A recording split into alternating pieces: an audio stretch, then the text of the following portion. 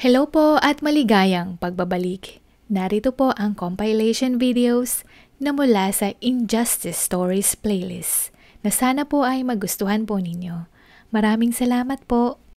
Unang video. Lumaki ako sa pamilyang mga negosyante, mula sa lolo at lola ko hanggang sa mga magulang ko. Ang kwento sa akin ng mga magulang ko na noon bago pa lang nagsasama ang aking lolo at lola, pareho silang walang-wala.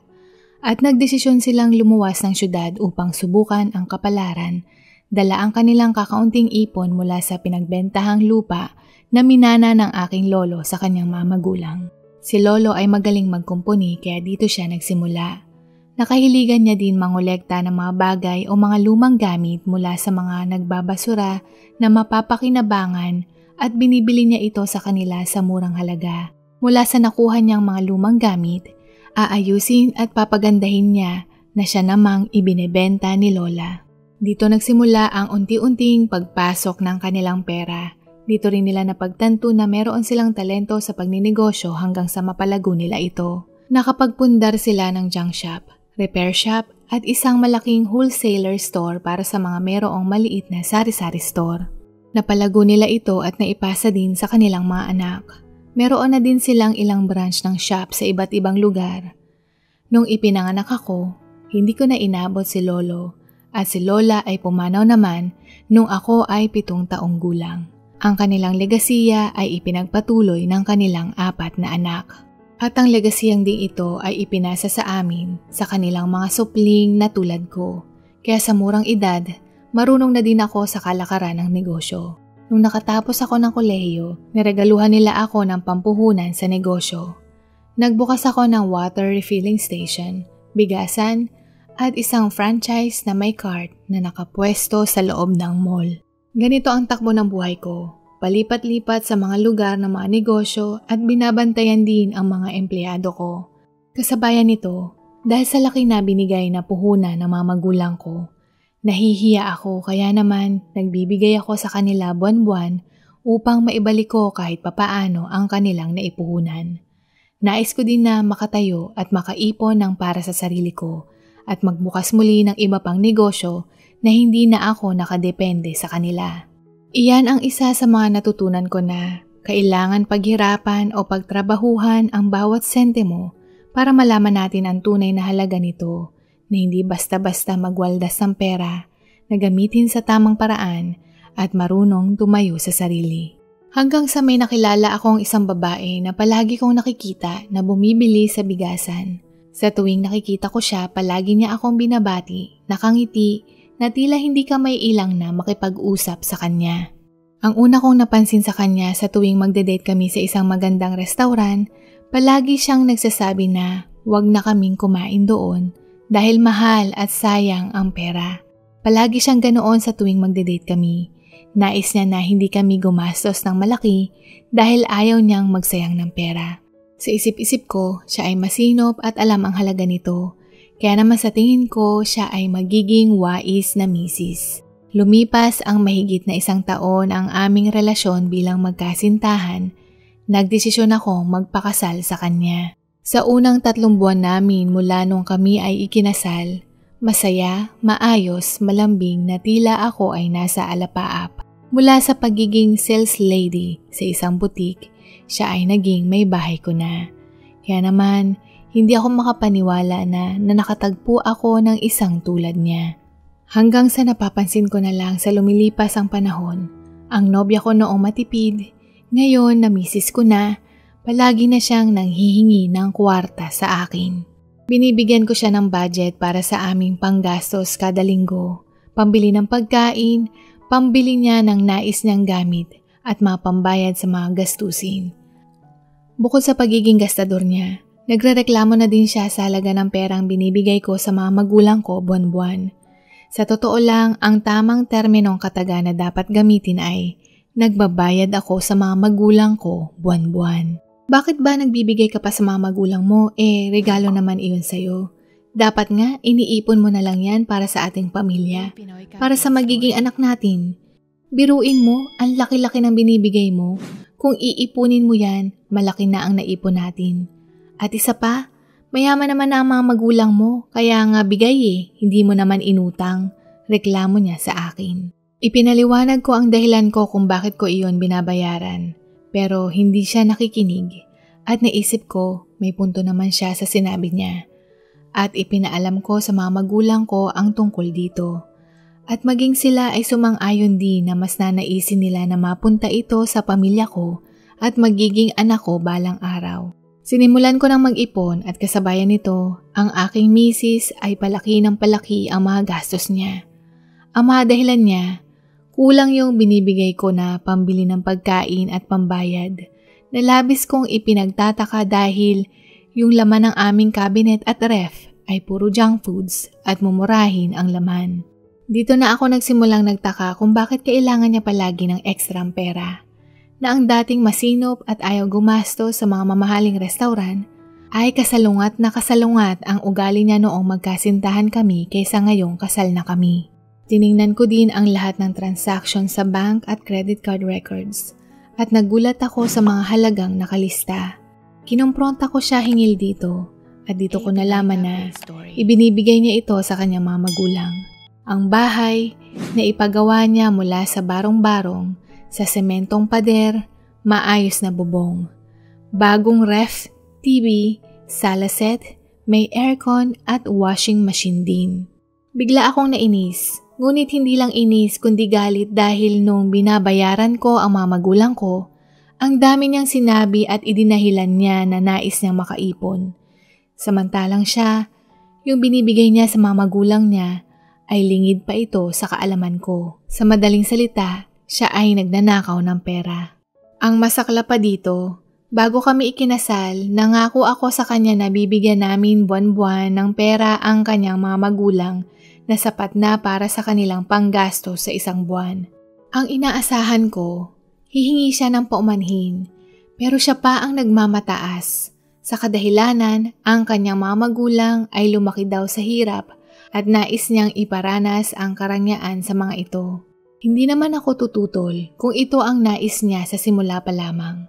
Kung sinabi niya sa akin ang kanyang plano, alam ko naman ang importante ng pagtanaw ng utang na loob pero hindi naman tama sa pamamaraang ginawa niya. Kasal na kami. Ang perang pinaghihirapan kong bantayan para kitain sa negosyong iyon ay hindi biro. At dapat sa mga ganyang desisyon, kaming mag-asawa ay nag-uusap at parehong nagdidesisyon. Hindi iyong siya lang. Pakiramdam ko nung mga sandaling yun, wala siyang pagpapahalaga sa mga ginagawa ko na parang baliwala ako sa kanya. Nakuhaan niya lang ako ng pera. Ang sakit-sakit dahil sarili kong misis ang gumawa sa akin ito. Sumigaw pa siya na ang mga magulang ko ay mayaman na hindi nakaranas ng hirap sa buhay, na hindi ko siya maintindihan na iyon ang nais niya para sa kanyang mga magulang. Sa totoo lang, hindi ko siya maintindihan kung bakit kailangan niyang ilihim ang bagay na ito. Hindi ko alam kung saang ideya pumasok sa isip niya na ako ay makasarili, na kung una pa lang, handa akong magbigay ng tulong sa kanyang mga magulang. Ilang beses kong pinag-isipan pero hindi ko talaga masikmura ang kanyang pagsisinungaling. Hindi ko maintindihan at matanggap ang ginawa niya. Nawalan ako ng tiwala at isa pa, paano pa kaya ang ibang bagay? Hindi malayong mangyari ito. Nagtungo ako sa bahay ng aking biyanan na maganda nga ang bahay. Meron ding magagandang gamit at saka bagong-bagong tricycle. Subalit, napansin ko na kakaiba din ang mga kilos sa mga biyanan ko. At hindi lang iyan, meron na din silang katulong. Narinig ko din kung paano nila utusan ang katulong na hindi magandang pakinggan sa tainga ko. At ang lahat ng natatamasa nila ngayon, lahat ng gastos, ako ang nagbabayad. Nung pag-uwi ko sa bahay, hindi ako mapakali dahil ang mga biyanan ko ay namumuhay ng parang hari at reyna. Ang kanilang biglang yaman ay hindi man lang nila pinagpaguran.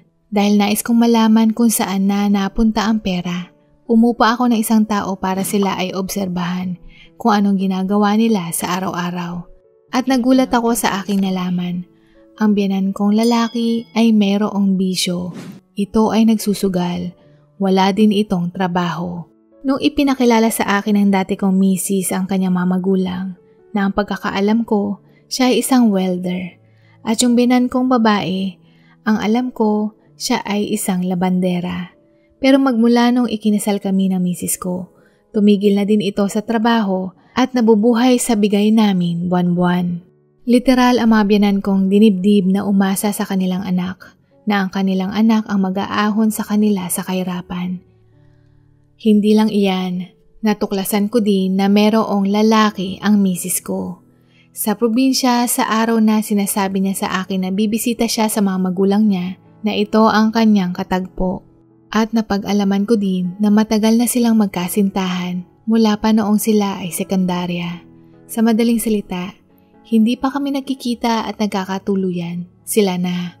On and off ang kanilang relasyon kahit na siya ay kasal na sa akin.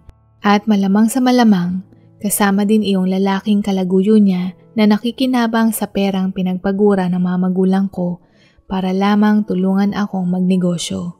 Na perang pinagpapaguran ko para lamang maipakita ko sa mga magulang ko na pinapahalagahan at hindi ko binabaliwala ang kanilang tulong.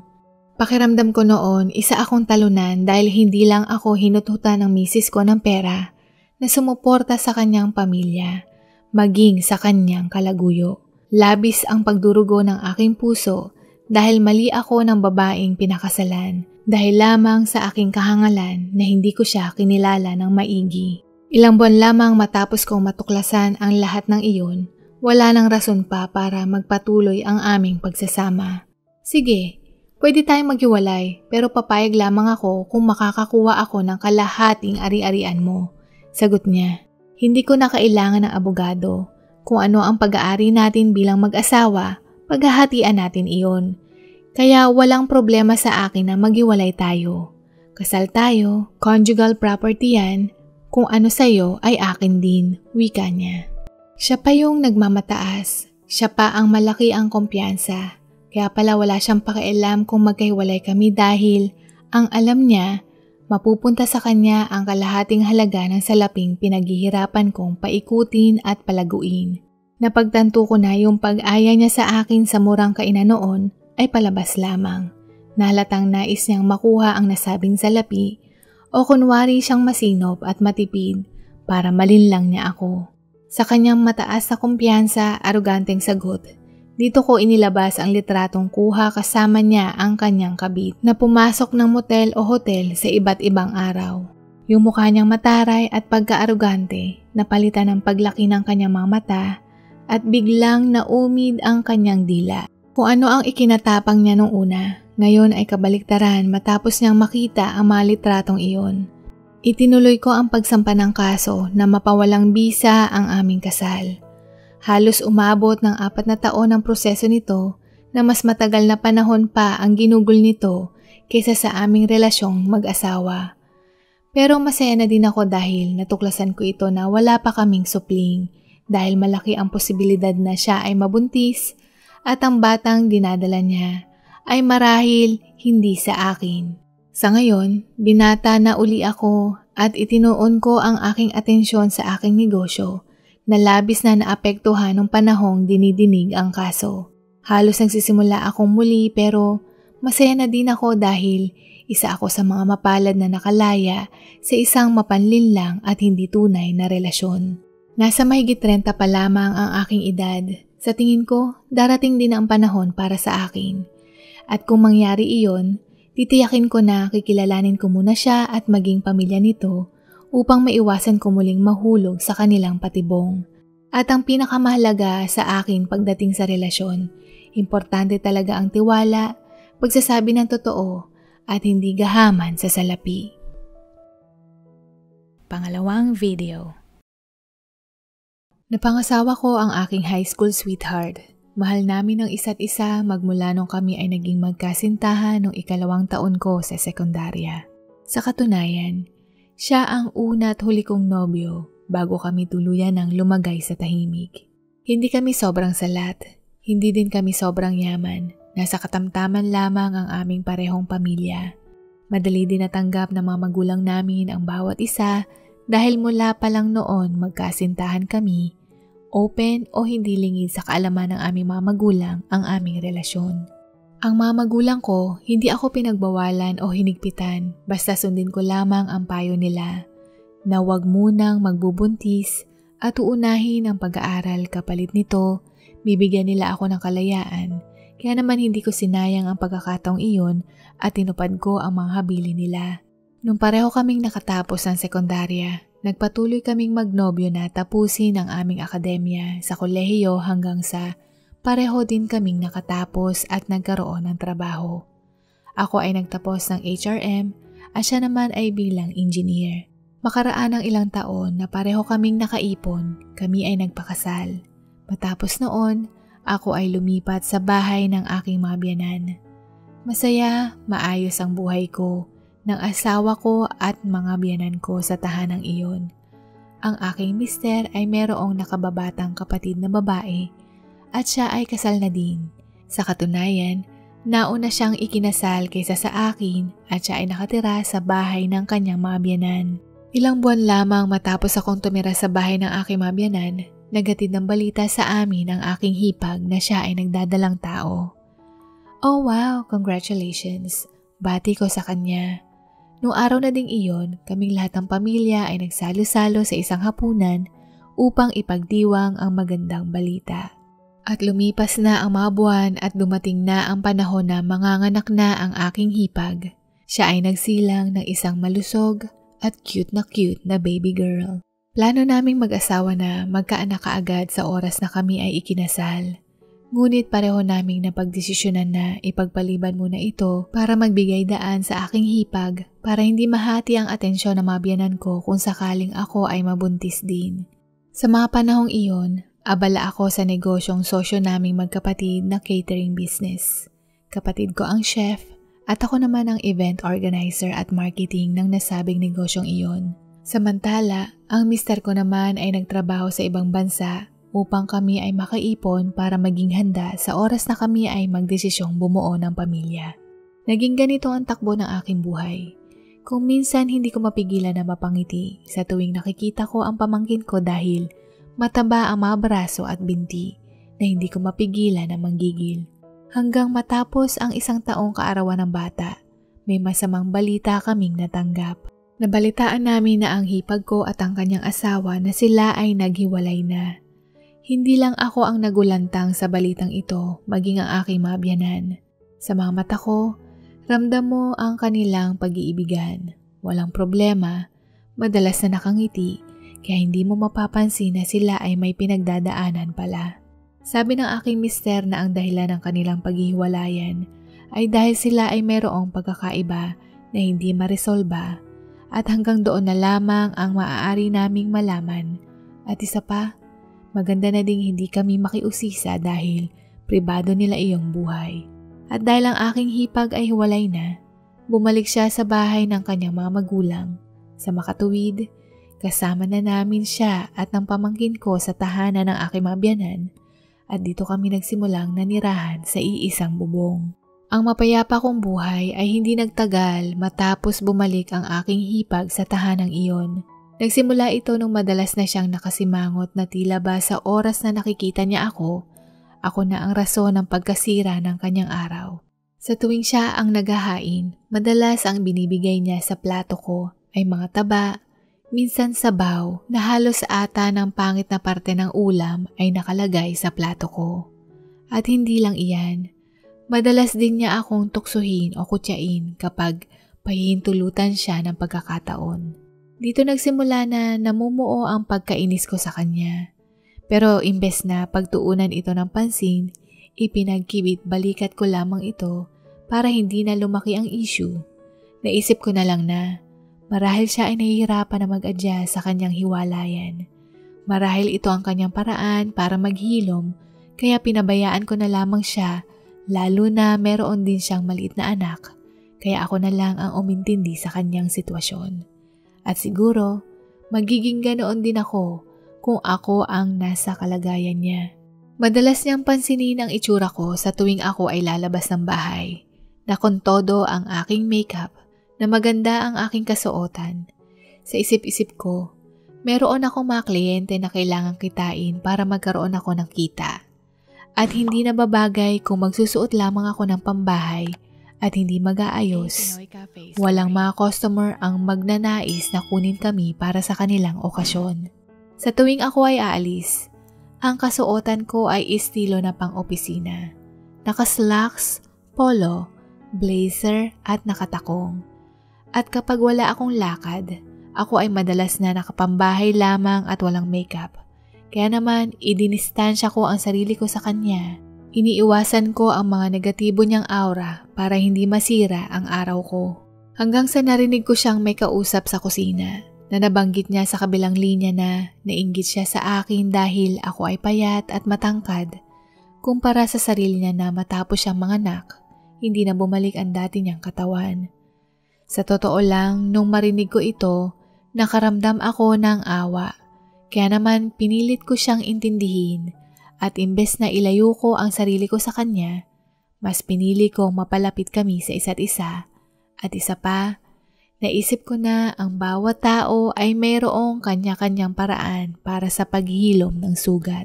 Simula noon, mas madalas ko na siyang kausapin. Tanungin kung anong nais niyang merienda o kakainin.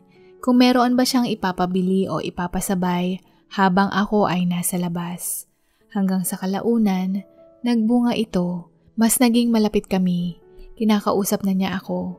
Hindi na din niya ako pinapansin sa mga suot ko at nabawasan na din ang kanyang pagsisimangot.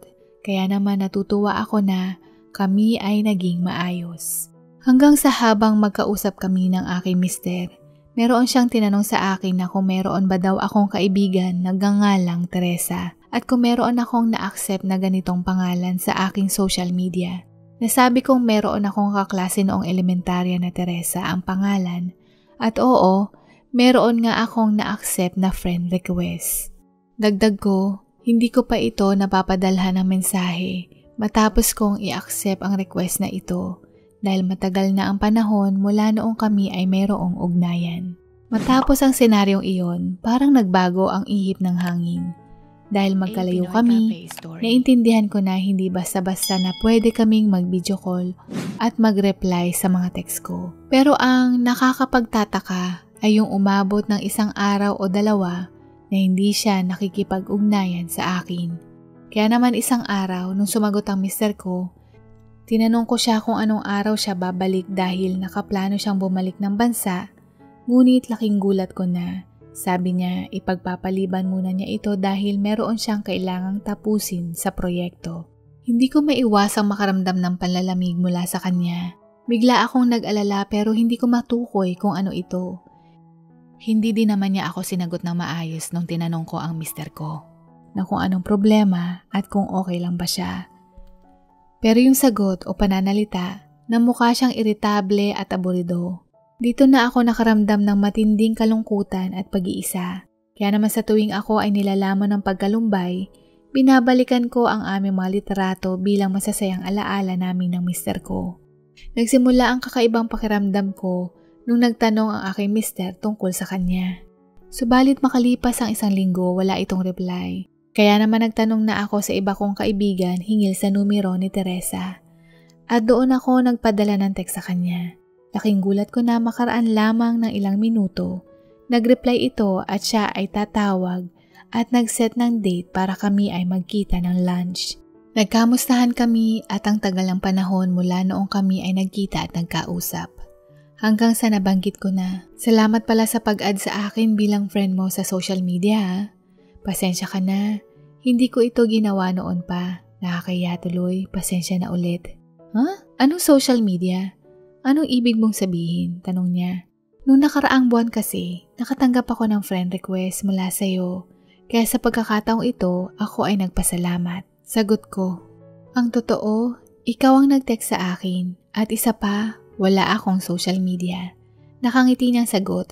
Walang kawawaan ang sinasabi ko at mga sagot niya, kaya naman laking palaisipan ito sa akin. At dito ko sa kanya ipinakita ang social media niya. Doon ko natuklasan na hindi pala siya iyon, kaya naman nais kong matukoy kung sino iyon at kung ano ang koneksyon at bakit nagtanong ang aking mister tungkol sa pangalang Teresa. Bago ako nagtanong, tiningnan muna naming mabuti ni Teresa ang social media page ng mabuti at may nakita kaming mutual friends. At walang iba kundi ang aking hipag. Hindi man ako sigurado, pero kailangan kong tanungin ang mister ko. Nakakuha ako ng pagkakataon. Tinanong at pinarangka ko ang mister ko tungkol kay Teresa.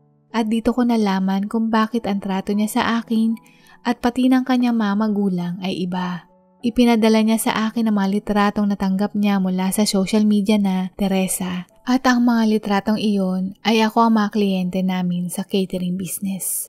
Ang litratong nakita ko ay kausap ako ng groom sa hotel venue kung saan gaganapin ang kanilang kasal. Sa litratong iyon, kuha lang ako at ang lalaki na nakatawa na nag-uusap at halatang halata na pinutol o sadyang hindi pinicturan ang bride na kasama din nung araw na kinuhaan ang litratong iyon.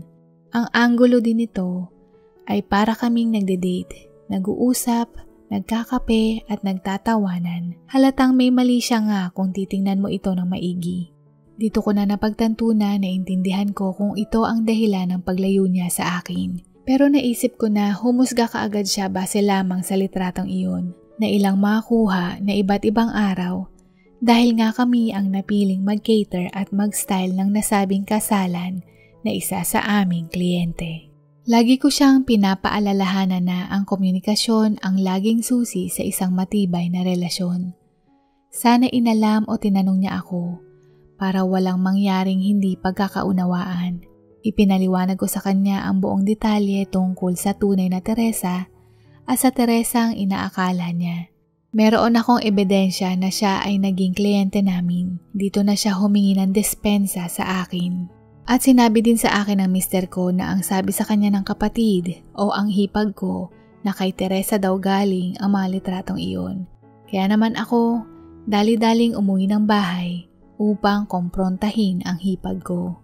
Pag-uwi ko, nakita ko ang mga biyanan ko sa sala at humingi sa akin ng paumanhin dahil ang akala nila nanlalalaki ako at maging sila ay napaniwala sa litratong iyon.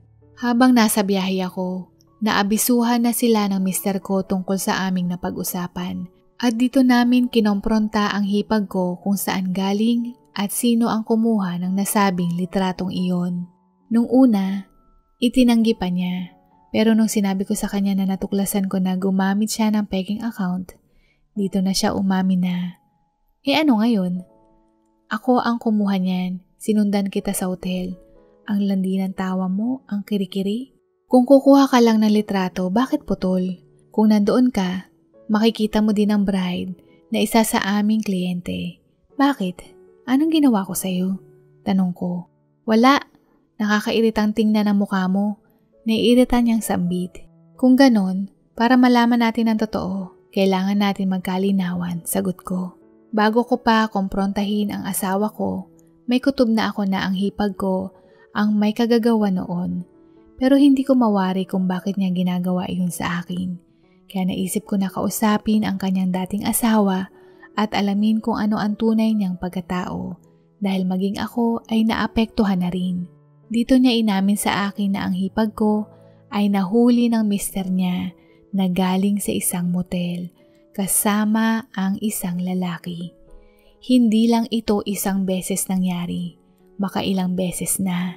At nung kinumpirma niyang meron itong kalaguyo, nais niyang makipag-iwalay ng tahimik alang-alang sa bata. Kaya walang nakakaalam kundi mga magulang niya, silang dalawa, at ako ang nakakaalam ng tunay na dahilan ng kanilang paghiwalay. At inimbitahan ko ang dati niyang mister para din siya mismo ang magsabi sa mga magulang nito ang tunay na pagkatao ng kanilang anak. Nakita ko ang panlalaki ng kanyang mga mata nung makita niyang dumating sa bahay. Ang ama ng kanyang anak, ibinahagi ng dating asawa ng hipag ko ang tunay na dahilan ng kanilang biglaang paghiwalay. At matapos niyang magpaliwanag, agad itong nagpaalam. Ibinintang mo pa sa akin ang baho mo, maikli kong sambit. Sabay nagtungo ako sa kwarto at nagsimulang mag-impake ng gamit. Dahil hindi ko masikmurang makisalamuha na sa pamilyang iyon, na sariling pamilya mo pa ang nais magsira ng maayos na relasyon. Humingi muli ng tawad ang aking biyenan sa nangyari at nais nila akong manatili Ngunit hindi nila ako mapilit at naintindihan nila ang rason ko kung bakit. Lumipas ang ilang buwan matapos ang insidenteng iyon. Ako at ang mister ko ay nakabukod na ng tahanan at siya ay nakabalik na din ng bansa. Mahal, alam kong araw-araw akong hihingi sa iyo ng pasensya. At isa akong hangal dahil mas inuna ko pang maniwala sa iba kaysa sa'yo. Dahil kasi hindi ka nag-iisip ng kung ano-ano. Kung may gumugulo sa isip mo, magtanong ka kaagad para malinaw ang lahat at magkaroon ka ng peace of mind. Sa ngayon, malapit na kaming mabuong pamilya dahil ako ay nagdadalang tao. At batid kong hindi lamang ito ang pagsubok na darating sa amin at marami pa kaming haharapin sa hinaharap. Ngunit alam ko din na nananaig ang aming pagmamahalang dalawa na habang magkahawa kami ng kamay, alam kong makakayanan namin ang lahat ng unos na dumating sa aming buhay, kahit pa ito ay ang aking hipag. Dito na po nagtatapos at sana po ay nagustuhan po ninyo ang mga kwentong ito. Hanggang sa muli, paalam at God bless po!